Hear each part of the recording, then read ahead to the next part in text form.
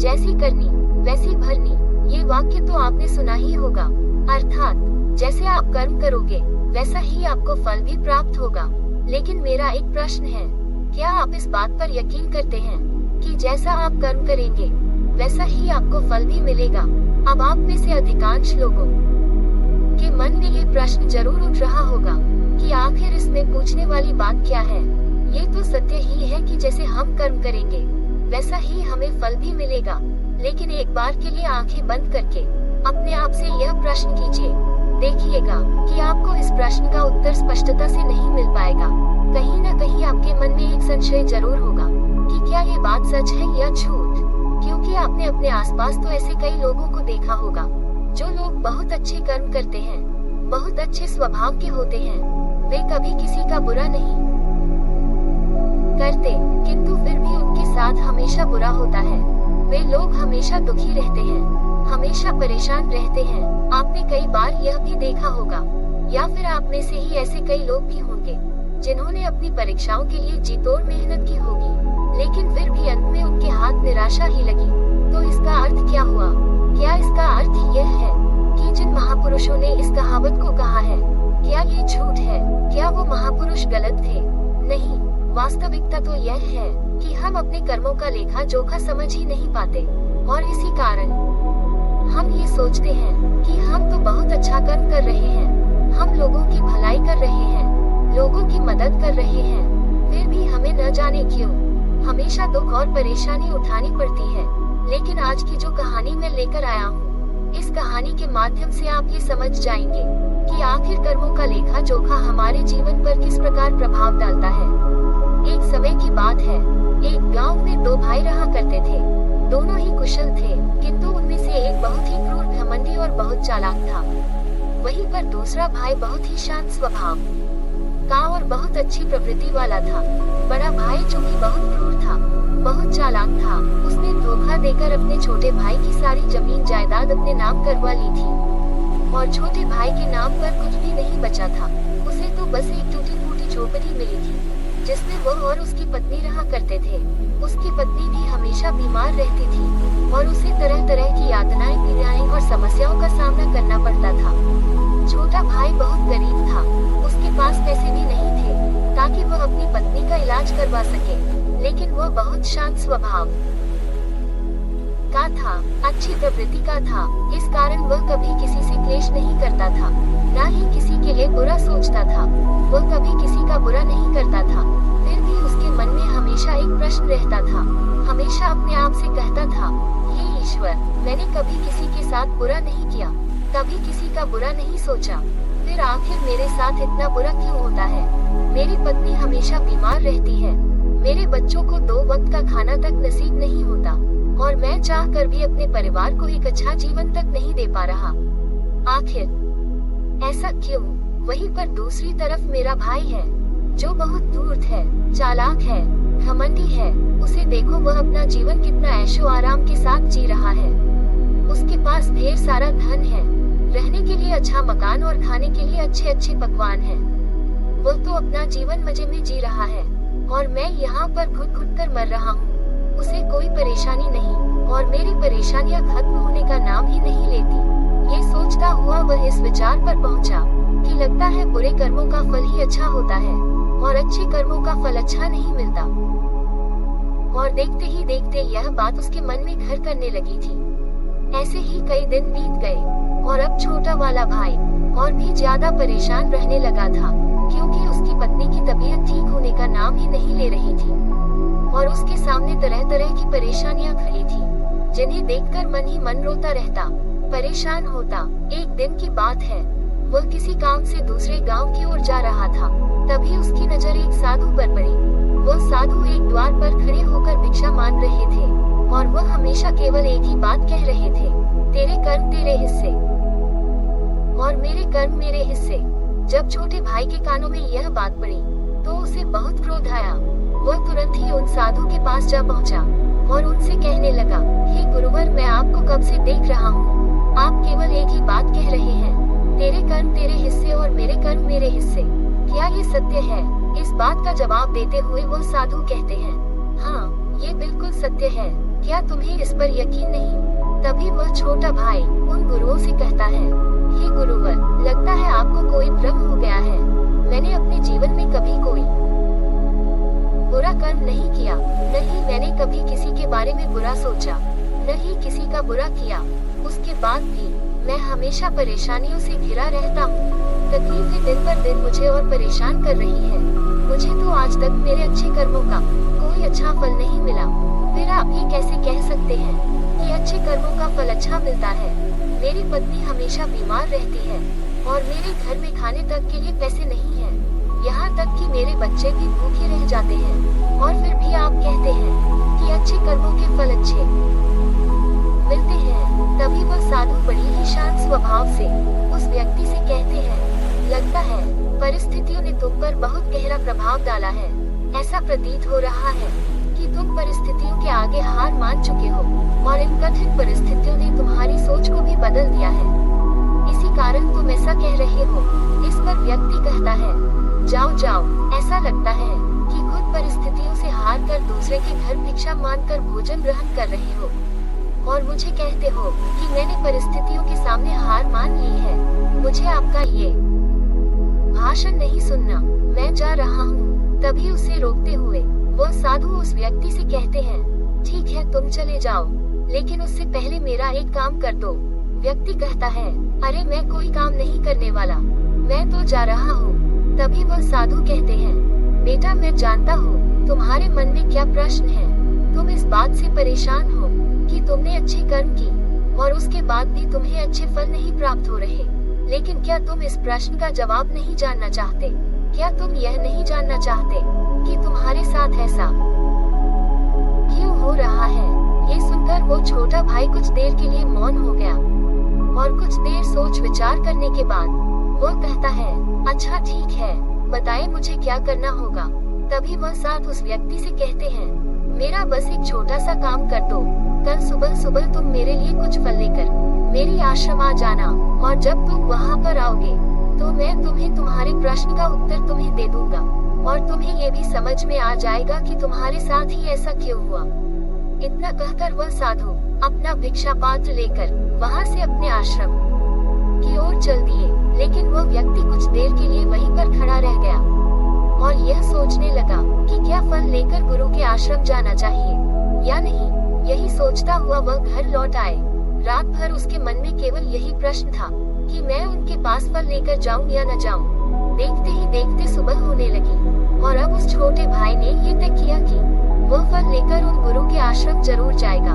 वह घर से निकलता है और कुछ फल खरीदता है, जिसे लेकर वह उन गुरु के आश्रम की ओर चल पड़ता है। उन गुरु का आश्रम थोड़ी दूर पर था और उसका रास्ता पड़ोस के जंगल से होकर गुजरता था, इसलिए उस रास्ते पर कोई हलचल भी नहीं थी और जगह जगह पर लंगूर और बंदर दिखाई दे रहे थे। जब वह छोटा भाई फल लेकर गुरु के आश्रम जा रहा था, तभी उन बंदरों को देखकर उसके मन में यह विचार उठता है कि क्यों ना ये फल फूल उन बंदर को खिला दे। लेकिन तभी उसे याद आता है कि उन गुरु ने उसे वह फल आश्रम लाने को कहा है, इसलिए वह जैसे तैसे अपने मन को मनाकर उन गुरु के आश्रम की ओर चल पड़ता है और देखते ही देखते कुछ देर में गुरु के आश्रम पहुंच जाता है। वो उन्हें प्रणाम करके उनसे कहता है, ये देखिए मैं आ गया और जैसा कि आपने कहा था कुछ फल लाने के लिए वह भी मैं लेकर आया हूँ। अब तो मुझे बता दीजिए कि आखिर मेरे साथ ही ऐसा क्यों होता है। तभी वह साथ मुस्कुराते हुए उस व्यक्ति से कहते हैं, बताता हूँ, लेकिन उससे पहले तुम मेरे एक प्रश्न का उत्तर दो। तभी वह व्यक्ति कहता है, कौन सा प्रश्न? तभी वह साधु कहते हैं, जब तुम मेरे आश्रम की ओर आ रहे थे और तुम्हारे मन में यह विचार उठा कि तुम ये फल उन बंदर को खिला दे, तो तुमने ऐसा क्यों नहीं किया? यह सुन वह व्यक्ति बड़ा आश्चर्यचकित हुआ। उसे यह समझ नहीं आ रहा था कि आखिर जो विचार उसके मन में उठा था वह उन साधुओं को कैसे पता चला। तभी वह व्यक्ति दोनों हाथ जोड़कर उन साधुओं से कहता है, हे गुरुवर, ये बात तो मेरे मन में थी, किंतु आपको कैसे पता चली कि मैं बंदरों को फल खिलाना चाहता था? तभी वह साधु मुस्कुराते हुए उस व्यक्ति से कहते हैं, बेटा, जरूरी ये नहीं कि मुझे ये बात कैसे पता चली, जरूरी तो यह है कि तुमने उन बंदरों को यह फल क्यों नहीं खिलाया। व्यक्ति कुछ देर के लिए सोच में बढ़ गया और उसने हड़बड़ाते हुए उन साधु को जवाब दिया कि क्योंकि आपने मुझे ये फल आपके पास लाने के लिए कहा था। तभी वह साधु उस व्यक्ति से कहते हैं, बेटा, जिस तरह से एक बछड़ा हजारों गायों में भी अपनी माँ को ढूंढ ही लेता है, ठीक उसी प्रकार कर्मकर्ता को ढूंढ ही निकालता है। जैसे कि यह कर्म मेरे हाथों से ही लिखा था कि मैं ही इन बंदरों को यह फल खिलाऊंगा, इसलिए तुम ये फल उन बंदरों को न खिला सके और यह फल तुम मेरे पास लेकर आए। इतना कहकर उन साधु ने वह फल उन बंदरों को खिलाना शुरू कर दिया। लेकिन वह व्यक्ति अब तक उन साधु की बात का मतलब नहीं समझ पाया था। वह उन साधुओं से कहता है, हे गुरुवर, आप क्या कहना चाहते हैं? मुझे आपकी बात कुछ समझ नहीं आई, कृपया करके मुझे साफ और स्पष्ट तौर पर समझाएं। तभी वह साधु मुस्कुराने लगे और उस व्यक्ति से कहते हैं, हम मनुष्यों को हमेशा से यही लगता है कि हम ही करता है और हम ही कर्म करते हैं, लेकिन वास्तविकता तो कुछ और है। यहाँ पर समझने वाली बात यह है कि कर्म हमारा चुनाव खुद करता है, हम कर्म का चुनाव नहीं करते। यदि आप किसी काम को करने के योग्य हैं, तो कर्म आपको लाखों लोगों की भीड़ में से भी ढूंढ कर निकाल ही लेता। इसलिए जरूरी यह है कि कर्म करने पर नहीं, बल्कि योग्य बनने पर ध्यान दो। यदि तुम्हारा पूरा ध्यान केवल कर्म करने पर होगा, तो तुम कभी भी योग्य नहीं बन पाएंगे और कभी भी कर्म तुम्हारा चुनाव ही नहीं करेगा।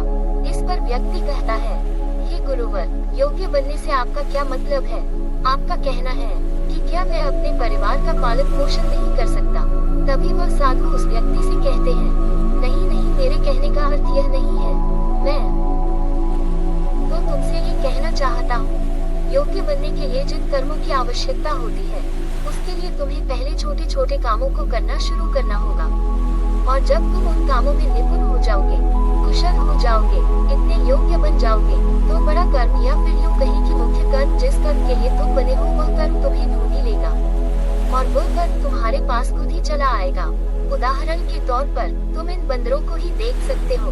ये बंदर जब छोटे होते हैं, तब से ही यह पेड़ पर चढ़ना सीखते हैं, गुलाटी लगाना सीखते हैं, दौड़ना सीखते हैं, छलांग लगाते हैं। शुरू में इन्हें तकलीफ होती है, ये कभी गिर जाते हैं तो कभी इन्हें चोट भी लगती है, लेकिन धीरे धीरे यह उन कामों में निपुण हो जाते हैं, कुशल हो जाते हैं और उसके बाद इनका भोजन इन तक स्वयं ही पहुंच जाता है। इसीलिए अपनी रोजमर्रा की जिंदगी में भी छोटे छोटे कर्म करते रहो और जब तुम उन कर्मों से अपने आप को उस योग्य बना लोगे, तो बड़ा लक्ष्य तुम तक खुद चला आएगा और तुम किसी भी बड़े लक्ष्य को प्राप्त कर सकोगे। आगे वह साधु उस व्यक्ति से कहते हैं, और यदि तुम योग्य बनने के लिए कर्म करोगे ही नहीं, तो दूसरे लोगों के कर्म भी तुम पर हावी होने लगेंगे, तुम्हारे जीवन को प्रभावित करने लगेंगे। उदाहरण के लिए तुम्हारी पत्नी को ही ले लो।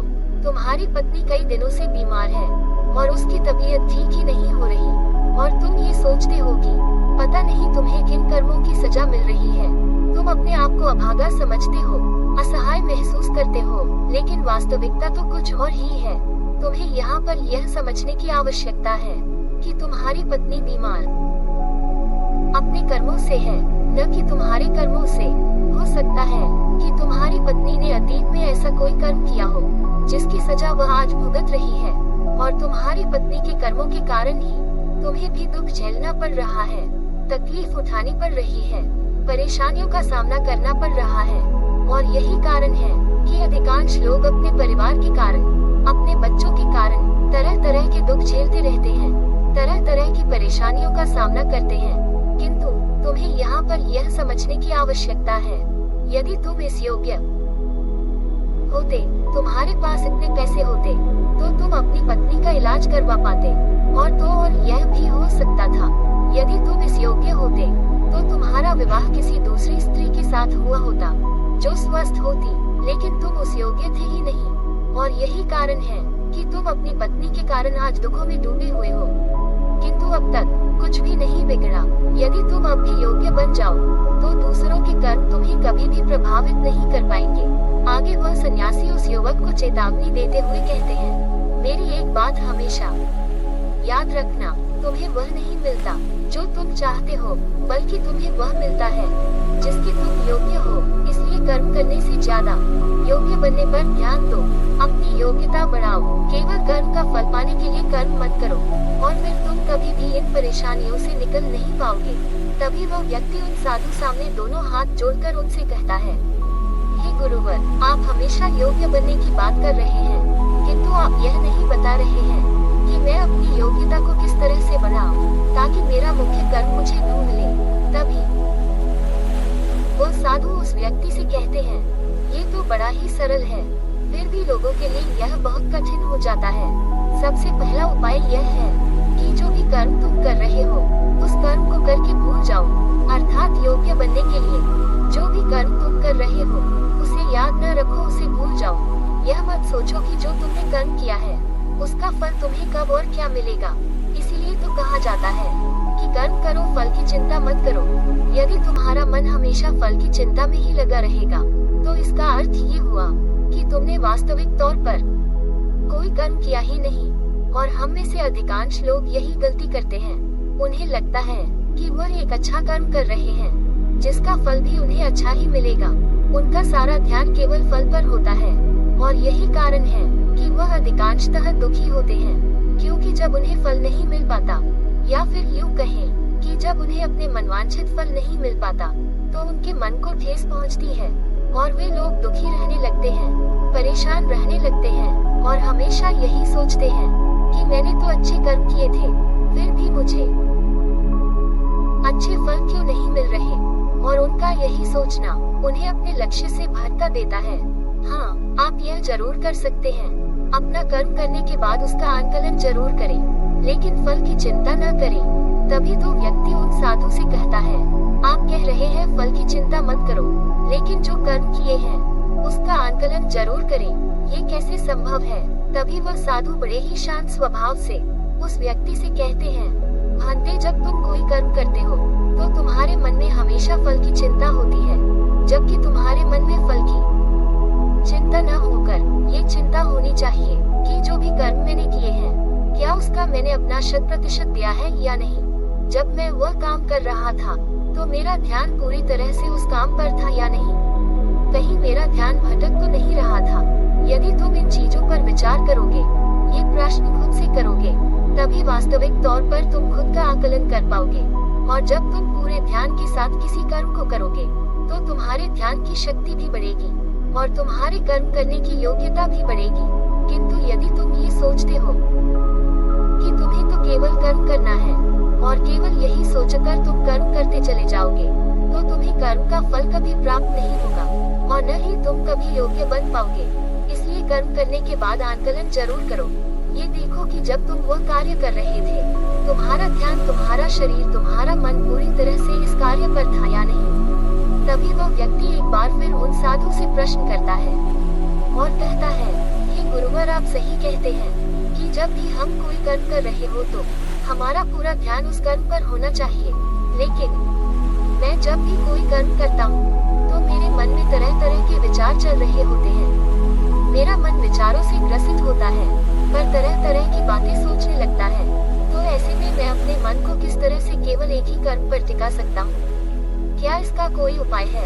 तभी वह साधु मुस्कुराते हुए उस व्यक्ति से कहते हैं, भांते, जब तुम कोई कर्म कर रहे हो और उसमें जब तुम अपना पूरा भाव लगा देते हो, अर्थात कर्म करते समय अपना पूरा भाव डाल देते हो, तो तुम्हारा मन, शरीर और तुम्हारे भाव उसी कर्म पर केंद्रित हो जाते हैं,